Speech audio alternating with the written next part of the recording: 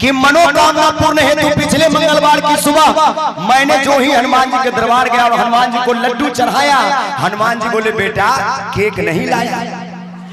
तो मैंने कहा कि हे हनुमान जी आप और केक? हनुमान जी बोले बेटा बदलते परिस्थिति को देख। मैंने कहा कि हे हनुमान जी बदलते परिस्थिति आखिर माजरा क्या है? हनुमान जी बोले कि पिछले मंगलवार की सुबह एक कुंवारी अखंडित नारी मेरे सन्मुख आई, अरे राजनीतिक रौब दिखाई और ससुरा लड्डू कहकर केक खिलाई। क्या बताए, अरे क्या बताएं, उस दिन से मेरा दिल ही डोल गया और राम कसम टेस्ट ही बदल गया। इसलिए जब कभी मेरे द्वार पे आना तो लड्डू नहीं केक लेके आना। राम जी जैसा अगर दूल्हा चाहिए तो कभी कभी हनुमान जी को केक चढ़ाइए, है ना। बाकी एक बार इनके लिए ताली बजाइए, जोरदार ताली बजाइए। अच्छा रुपेश भैया, बिहार में मुझे अलग अलग पहचान देने का सबसे बड़ा रीजन जानते हैं क्या था? कि मैं हर गाने के बीच में एक हिंदी गाना जरूर जोड़ती हूँ।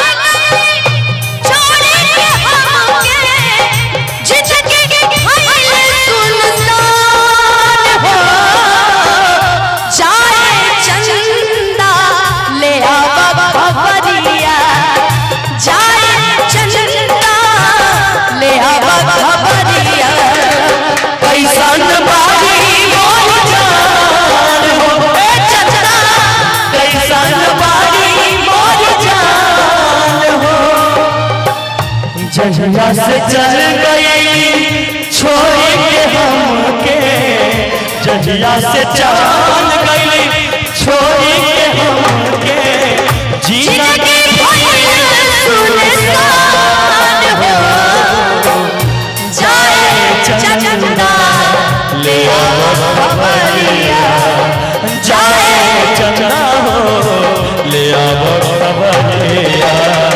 कैसा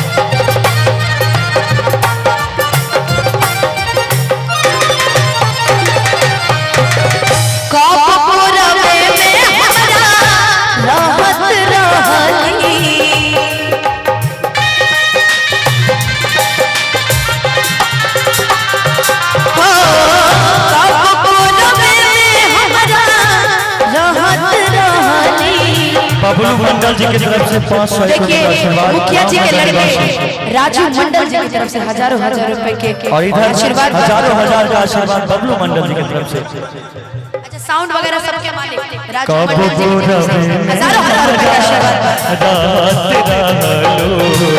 छल भर जुदाई साहत रहली अब त हमार बिना देखले सुरतिया, अब त हमार बिना देखले सुरतिया, अचके में हो जाता बिहार हो जाए चंदा ले आओ खबरिया, जाए चंदा ले आओ खबरिया। कैसन बारी मोर जान हो, कैसन बारी मोर जान हो। राजीव भैया जा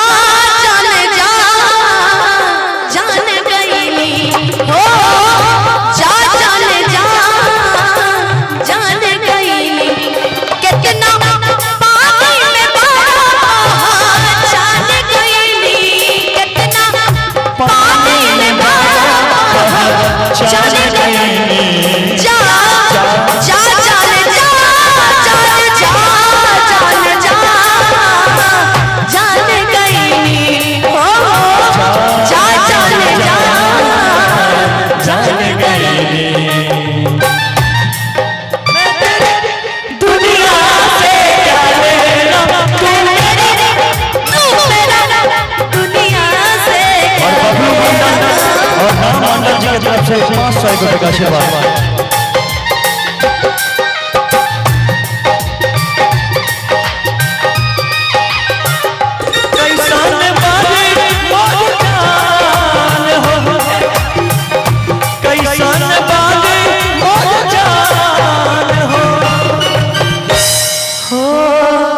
जैसे चकोर बिना तू अकेला,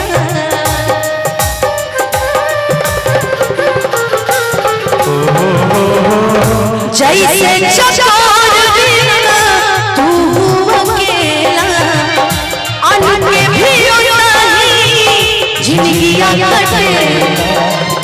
और हम बता देते कि गाना के राइटर बड़े पंकज भैया, जन हमरा सब गीत लिखत रहे मेरा आर पंकज भैया कहले कुछ बात बोली तब बोल पारी मोर परान हो जाए चंदा ले आवा खबरिया, जाए चंदा ले आवा खबरिया, कैसन बारी मोर जान हो, चंदा कैसन बारी मोर जान हो, ए चंदा कैसन बारी मोर जान हो, ए चंदा कैसन बारी मोर जान हो, ए चंदा कैसन बारी मोर जान हो, ए चंदा कैसन बारी मोर जान हो। हे चंदा कैसन बाड़ी मोर जान हो। अनुपमा जी एक गाना अंतिम फरमाइश है।